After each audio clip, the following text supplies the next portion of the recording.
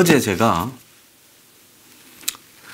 북한의 석탄 밀수의 대가로 여태까지 돈을 준 적이 없다라는 정부의 수사 발표, 이미 재판이 진행되고 있지 않습니까?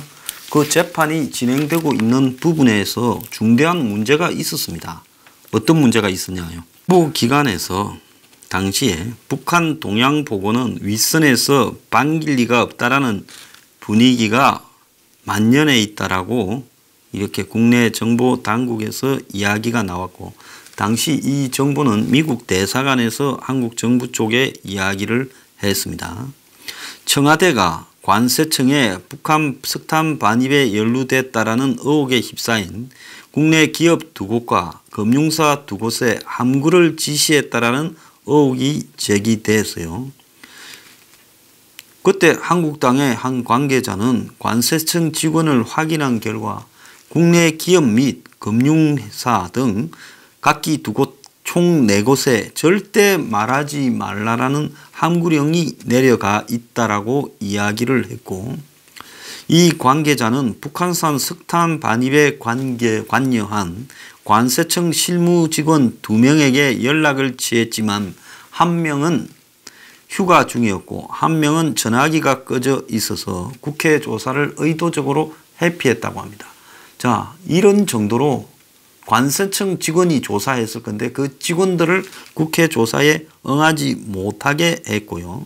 이 북한산 석탄을 받아들인 남동발전은 대통령 표창을 받았습니다. 이 가능한 일이겠습니까?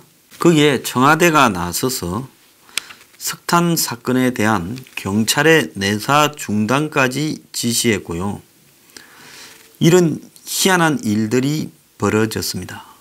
그리고 2018년 10월 17일 북한 석탄 수입업자가 검찰 수사 과정에서 북한으로 석탄 반입 대금 일부가 지불됐다 하는 진술을 하게 되면서 파문이 당시에 발생했는데, 이 또한 강하게 틀어막으면서 제 생각으로는 아마 이렇게 진술한 사람이 유일하게 수사기관의 요구대로 말하지 않아서 자기만 구속됐다, 국민참여 재판을 요구한다, 그렇게 말을 했던 걸로 제가 알고 있습니다. 자, 관세청은 중간 수사 발표에서 수수의 명목으로 석탄 일부를 취득하였기에, 즉 현물로 다른 석탄 중개를 다른 나라와 중개하고 그 대가로 석탄을 현물로 받은 거기 때문에 직접적인 자금 지급은 없었다라고 발표했는데, 검찰 수사 과정에서 북한으로 돈을 지급했다는 이야기가 나오면서 진술을 번복하니까 검찰도 기소를 지금 상당히 고민하다가 기소장이 엉망이 되어버렸고, 말 안 듣는 1명만 입을 막으려고 지금 구속시킨 걸로 알고 있고, 그 사람에 대한 재판이 진행되고 있고, 이 사람이 1차 재판에서 국민참여 재판을 해달라고까지 이야기했고, 국민참여 재판이 기각되었습니다.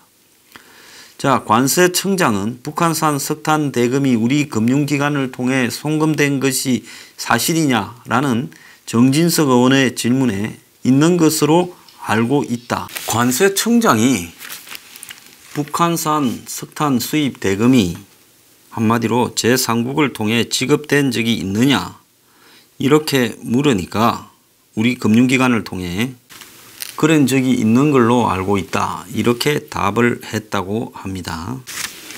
작년에 또 국감에서, 기재부 국감에서 김동연 총리가 세컨더리 보이콧 제재를 받을 우려가 없다고 했는데, 북한산 석탄 대금이 북한으로 유입된 데 대해 관세청에서 재조사를 하고 있다라는 보도가 나왔는데, 이게 사실이면 세컨더리 보이콧이 될 수 있는 게 아니냐라는 질문에 대해 가정에 대해 답하는 것은 적절치 않다 하면서도 시나리오별로 준비를 하고 있다 하면서 사실상 세컨더리 보이콧에 대해 이렇게 대비를 하고 있다라는 이야기까지 나왔습니다. 자, 한국당의 한 의원은 작년에 법무부로 제출받은 대구지검의 북한산 석탄 위장 반입 관련 공소장 내용에 대해 해당 무역업자들이 북한산 석탄을 어떻게 구했는지, 국내 반입 후에 어디로 유통했는지, 매매 대금이 북한에 전달됐는지 공소장에 아무것도 없고, 검찰은 피의자들이 북에 누구와 접촉했는지, 어떤 방법으로 석탄을 취득했는지 문제 삼지 않았고, 또 공소장에 북한의 불상의 방법으로 취득했다 이렇게 적어놓고, 또 검찰은 북한의 석탄 취득 경위를 알 수 없다라고 명시했고, 총 8건의 반입된 북한 석탄이 각각 당진, 포항, 마산, 인천, 동해안으로 반입됐다라고만 했고, 반입 이후에 유통 경로조차도 기록하지 않았다는 거예요. 이거는 검찰이 수사를 한 게 아니라 나중에 문제가 터질 때 대비해서 미국이 그걸 폭로했으니까 그냥 둘 수는 없고, 사실상 사고 청소, 사고가 난 이후에 정권이나 정보기관이 저지른 꼬리를 자르고 증거를 없애는데 검찰이 기여한 겁니다. 이따위를 해놓고 검찰이 수사권 조정 운운하는 것도 괘씸한 일입니다. 최종적으로 지난해 12월 7일 법원에 접수한 북한산 석탄 위장 반입 공소장에 석탄 취득 경위, 유통 경로, 매매 자금의 이동 경로 등 핵심 사항이 공소장에 다 빠져 있다고 합니다. 그래서 북한 석탄 위장 반입 사건에 대한 부분은 정부가 수사를 한 게 아니라 증거를 지워버려서 다시 그 부분에 대해서 누군가가 따지고 들 때 답을 할 수 없도록 전부 거기에 연루된 하수인들을 겁주고 입맞고 말 안 듣는 사람 하나는 구속시키는 쪽으로 간 그런 형태의 수사를 한 겁니다. 이게 정권이 퇴진할 일이 아닙니까? 왜 황교안, 나경원이는 자신의 입으로 북한의 석탄 밀수나 정제유 불법 환적이 국가의 한마디로 국가의 근본을 이렇게 어기는 중대한 문제, 그야말로 국가가 국민에 대해서 반역을 한 죄에 해당된다. 정권이 국민들을 속였다. 이것은 퇴진 사유다라는 말을 하지 못합니까? 이런 말이 겁이 나서 못하면 북한의 석탄 정제유 밀무역에 대해서 청문회와 특검하겠다라는 말을 왜 못합니까? 그리고 그거 할 때까지, 받아줄 때까지 우리는 장외투쟁을 하겠다, 국회를 보이콧하겠다는 말을 왜 못합니까? 이제 어차피 끝나버린 패스트 트랙을 봐달라, 다시 하자 한다고 해줄 놈들도 아니잖아요. 그래서 저거는 죽은 자식 불알만지기예요. 그러면 뭐가 중요합니까? 그야말로 지금 여기서 중요한 것은 이 북한의 석탄과 정제유 문제를 가지고 정면으로 문 정권의 관련성을 캐서 거기에 정권이 의혹을 덮고, 그리고 그런 비밀을 규명하는 부분을 국가 권력이 총동원돼서 막았다면 그 자체가 문 정권이 퇴진할 사유라고 저는 보고 있습니다. 자, 문 정권이 지시해서 일괄적으로 했다 하더라도 퇴진해야 되지만, 이런 걸 규명하는 것을 규명 못하도록 방해한 행위만으로도 문 정권은 정권을 유지할 도덕성이 최소한 없다고 보고 있습니다. 국가가 국민을 보호하고 지키는 게 아니라 국민을 속이면서 주적을 위해서 뒤로 주적이 필요한 문제들을 해결해 줬다면, 그건 국제사회와 동맹의 합의를 어기고 했다면 그건 국가가 아닌 거죠. 이거는 최순실과 정유라의 의혹이나 또 무슨 권력의 사유화에 한 1000배, 10,000배에 해당되는 퇴진 사유라고 생각을 합니다.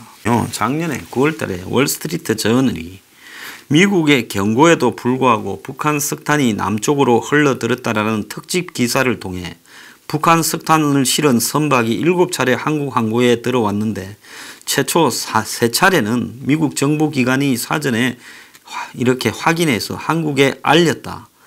특히 월스트리트 저널은 한국 정부는 미국의 경고에도 불구하고 제재에 적극적으로 임하지 않고 있다라고 하며 이 부분에 협조를 제대로 안 하고 있다라고 말을 했습니다. 심지어 북한산 석탄을 포항에서 하역한 회사는 회사의 대주주가 한국당의 중진 의원의 가족이 하고 있다고 알려졌어요. 참 이것도 기가 찬 일 아닙니까? 그러니까 한국당이 좀 더 알려고 노력한다면 진실을 더 많이 규명할 수도 있는데도 불구하고요. 이런 일들을 지금 하지 않고 있다는 겁니다. 석유공사가 어제 그 보도 이후에 뻔뻔한 입장을 밝혔어요. 북한의 선박 유류 불법 환적은 공사와 무관하다. 석유공사는 오일 허브 코리아가 선적한 64만 톤을 북한 선박에 환적했을 가능성과 관련하여 오일 허브 코리아의 일대 주주인 석유공사는 관련이 없는 일이라고 어제 밝혔습니다. 오일 허브 코리아 여수는 국내외 7개사가 주주로 참가한 민간 회사로 독립적으로 운영되고 있다. 지랄하고 자빠졌네요. 주주사는 개별 화물 입출하 등 통상적인 업무에는 관계하지 않는다. 그래서 단순 창고업자로서 오일 허브 코리아는 판구매, 거래 과정에 관여할 권한은 없으며 국내에서 고객사, 즉 무역업자의 지시에 따라 화물 보관 및 입출하를 시행하므로 출하 이후에 외국에서 벌어진 불법 행위에는 연루된 바가 없다. 64만 톤을요, 북한 선박의 불법 환적을 이 창고 하나, 이 오일 창고 하나를 통해서 했는데 이 문제에 대해서 석유공사나 오일 허브 코리아가 우리는 관계없고 전혀 몰랐다 라고 이야기를 한다라는 말입니까? 아울러 트레이드 등 오일 허브 코리아 탱크를 임차한 고객사 역시 해당 화물이 외국으로 수출된 이후 재판매되는 내역까지는 파악할 수 없는 상황이라며 오일 허브 코리아가 해당 선박에 화물을 선적한 시점은 해당 선박이 제재 대상으로 발표되기 이전으로서 정상적 합법적 영업행위였다. 이렇게 말을 하며 오일 허브 코리아 이사의 참여 등 주주권 행사 등을 통해 제재 선박 입항 금지 고객사에 대한 제재 선박 명단 송부 등 이런 조치들을 하겠다라고 말을 하고 있습니다. 자, 나머지 회사들 SK 오일, 그리고 GS 칼텍스, 삼성물산, 그리고 한국에 들어와 있는 중국 회사, 중국 항공 석유 회사 등도 입장을 명확하게 밝히기 바랍니다. 자, 그런 다음에 이 지금 배들 64만 톤 100여 차례에 이르는 배들을 뒤에서 움직인 트레이드, 무역업자가 분명히 하나가 있을 거고요. 그 사람이 결국은 이 여기에 보관된 것을 밖으로 빼서 지금 공해상으로 나가서 불법 환적을 조직적으로 행했고 거기에 동원된 배들은 각 이 유조선 렌트 회사에서 이 차트 임차한 걸로 보입니다. 그래서 한마디로 지금 여기서 가장 핵심은 이 무역회사라는 겁니다. 중간에 기름을 오일 허브 코리아 여수로부터 받아서 거기 불법 환적에다가 줬는데 이 사람은 이 기름을 누구한테 사지 않았겠습니까? SK 오일부터 샀다든지 안 그러면 GS 칼텍스에서 샀다든지 안 그러면 석유공사에서 사든지 안 그러면 중국 회사 놈들 거든지. 그래서 거기에 무역업자가 중간에 바지로 하나 끼어서 사는 모양새를 띄어서 자기가 유조선들을 빌려서 여기에서 자기가 사놓은 지분만큼을 오일 허브 코리아에 신고하고 그걸 받아갔다. 지금 이렇게 되고 받아간 놈이 그걸 갖다가 누구한테 줬는가는 우리가 알 바 아니다라고 지금 이야기를 하고 있어요. 적어도 이런 문제가 계속 벌어지고 있는 상황이었다면 석유공사나 오일 허브 코리아가 최종적인 판매자가 누구인지에 대해서 분명하게 명단이라도 확보하면서 창고를 운영해야지 그런 부분들을 하나도 하지 않고 빼나가면 그만입니다. 그러면 밀수에 밀무역에 일종의 아지트 역할을 했다라는 것을 자임하는 것밖에 더 됩니까? 전 세계에 지금 이 북한에 대한 해상 봉쇄의 핵심이 북한에 기름 주는 건데 근데 북한이 실제로 유엔이 금지한 50만 톤 이상을 금지했는데 북한이 7.5배 한 400만 톤 가량을 가지고 있었다는 거 아닙니까? 그 7.5배가 중요한 이 밀수 본거지가 오일 허브 코리아였다면 석유공사가 이게 남일이라 그러고 오일 허브 코리아도 남일이다 그러고 정부의 책임이다라고 이야기할 수 있는 거냐 하는 겁니다. 그래서 말 같은 소리를 좀 해야 된다는 거예요. 복습으로 좀 넘어가겠습니다. 작년 이 12월 10일에 보면 북한 석탄을 밀수했던 사람들이 지금 총 이 4명과 5개 업체가 이렇게 걸렸습니다. 그래서 4명의 업자 중에서 남북교류협력법을 위반하고 거기에 따르는 관세와 관련되는 특가법을 위반한 혐의로 44세의 여성 김모 씨를 구속하고 이모 씨 등 3명은 불구속했습니다. 그리고 김 씨와 이모 씨가 운영한 5개 업체도 남북교류협력법을 위반으로 기소를 했어요. 그래서 이들은 4월에서 10월까지 8차례에 걸쳐서 북한 석탄 3만 8천 톤을 국내에 밀반입한 혐의를 받고 있었습니다. 대금은 중국계 무역업자들에게 직접 보내거나 식료품 등 다른 물품 가격 대금과 맞바꿨다고 검찰이 이야기를 했어요. 자, 그런데 이 부분과 관련해서 작년 1월 9일 날 대구신문에 북한산 석탄 밀반입 수입업자가 참여 재판을 신청했다라는 내용을 제가 전에도 한번 말씀드렸습니다. 이 44살 먹은 김모 씨가 국민 참여 재판을 요구를 했다는 거예요. 자, 그래서 왜 이렇게 요구했냐 하니까 A씨 변호인 이야기가, 김씨 변호인 이야기가 김씨가 북한산 석탄을 직접 사거나 러시아로 옮기는 행위에 전혀 관여하지 않았는데 수사기관의 요구대로 진술을 하지 않아 주범으로 몰려 유일하게 구속됐다.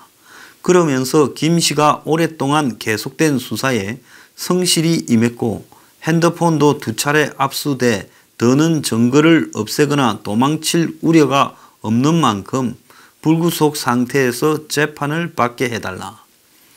자, 핸드폰을 2차례나 압수했다라는 것은 이건 뭐겠습니까?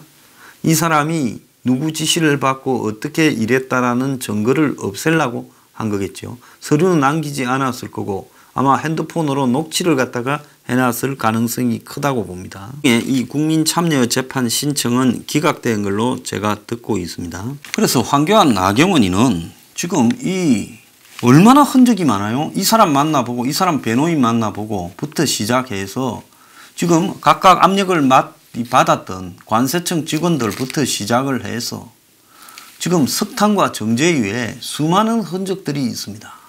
해운회사도 있고 거기에 트레이드 무역업자도 있고요. 그 사람들을 접촉해보면 곳곳에서 수많은 증거가 나올 수 있습니다. 그럼에도 불구하고 한국당의 황교안 나경원은 이 문제를 왜 들고 나오지 못하는 건가? 이 문제의 폭발성 때문에 이걸 들고 나왔을 때 자신들에게 직접적으로 자신들의 약점에 대한 칼날이 날아올까 봐 두려워서 그렇다면 지금 그만둬야지요. 나는 이 판에 끼기 싫다. 조용히 잘 먹고 잘 살란다고 그만둬야지요. 아니면 대표와 원내대표를 했으면 책임지고 해야 되죠. 그런데 이런 거는 규명 안 하고 사무총장하고 직원들이 싸움이나 하고 자빠졌고 지역 돌면서 악수나 하고 자빠졌습니다. 눈물 걸성거리는 게 아니라요. 눈을 부릅뜨고 싸우기를 바랍니다.